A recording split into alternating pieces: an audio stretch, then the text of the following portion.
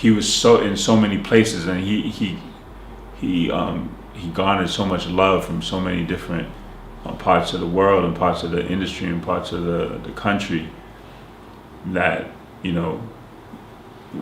I was at the hospital when he died. Like, you felt it immediately. Like, this was not just historic, but things were gonna that he was only gonna get bigger in death.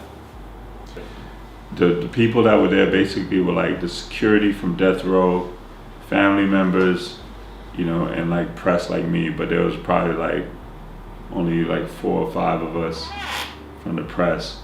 But the scene was like, everybody was just tense, and you're waiting every moment to find out what's actually happening. And then I remember the day of, I just happened to get there like right on time. I think I was there for like 30 minutes.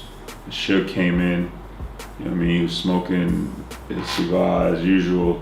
And you could see the bullet fragment in his head, but he was he just had like this really foul aura around him, Like, it was like death followed him too, He came in, went inside, and then came out later.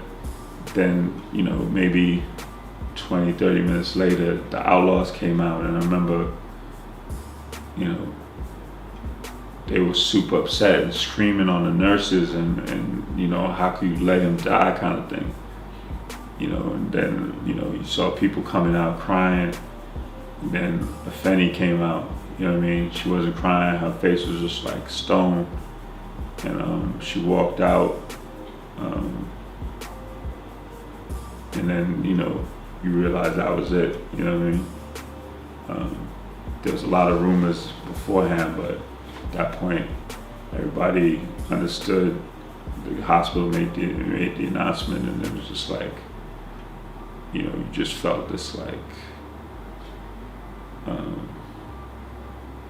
this change in the air when Like, then you just started seeing all these people start gathering outside the hospital. And like I said, you knew immediately that he was going to be like legendary.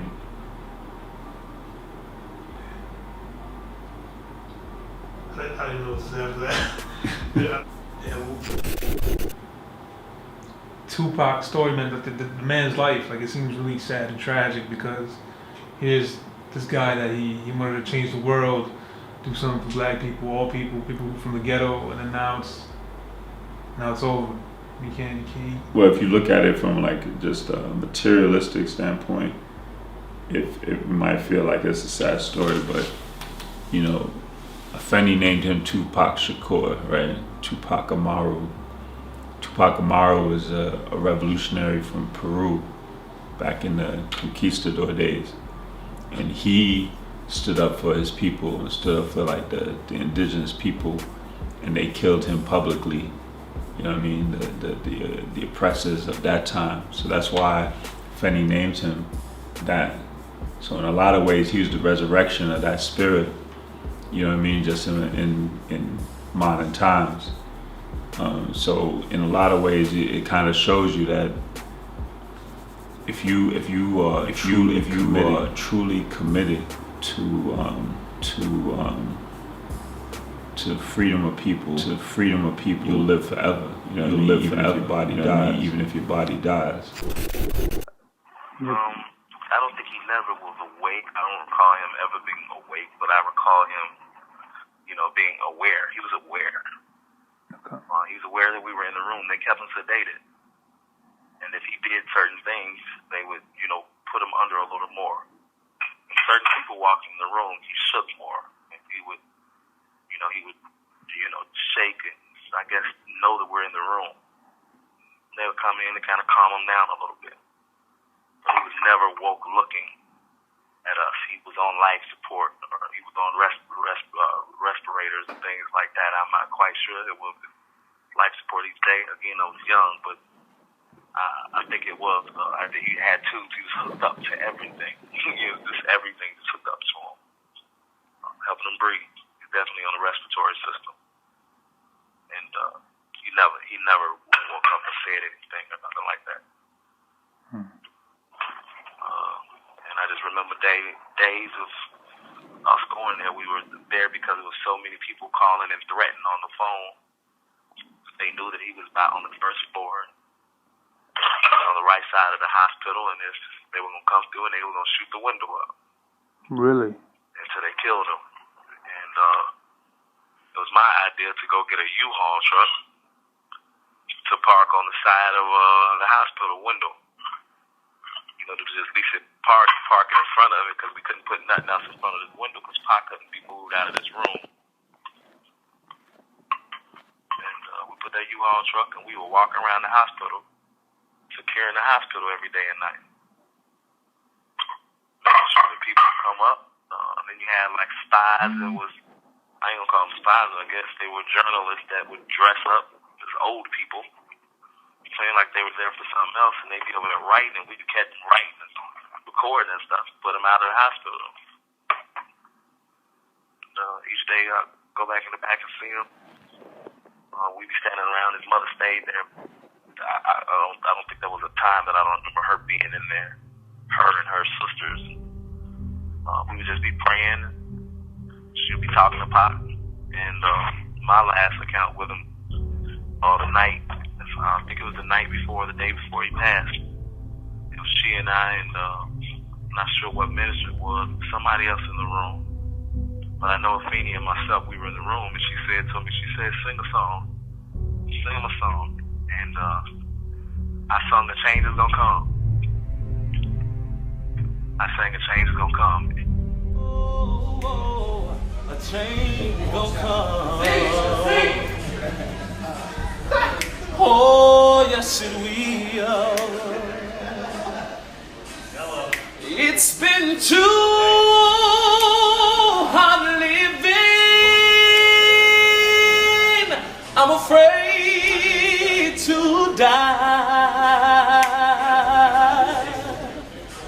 I don't know what's up there beyond the sky. It's been a long time coming, and I know a change gon' come. Oh, yes it will.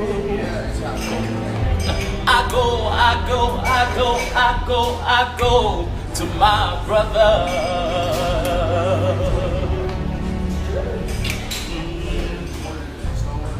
I say, brother, can you help me, please?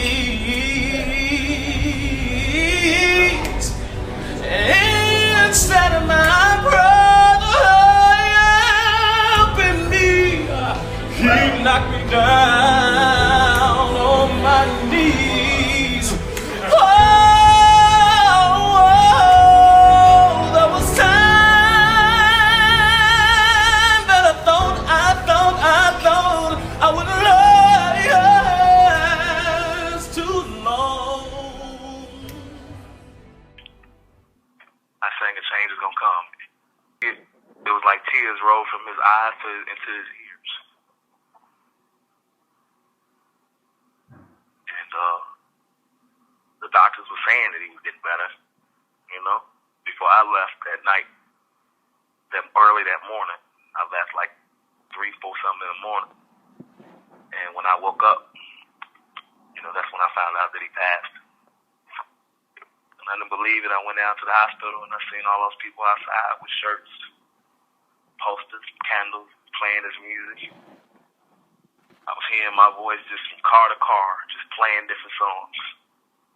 Grown men in the street crying, women in the street crying, which was the story I made up. You know, a lot of people say, is he dead? And when I went up there and I got to the hospital, and one of the nurses that would always greet me when I come there, she seen me.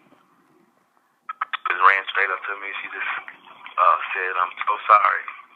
I'm so sorry. I'm so sorry.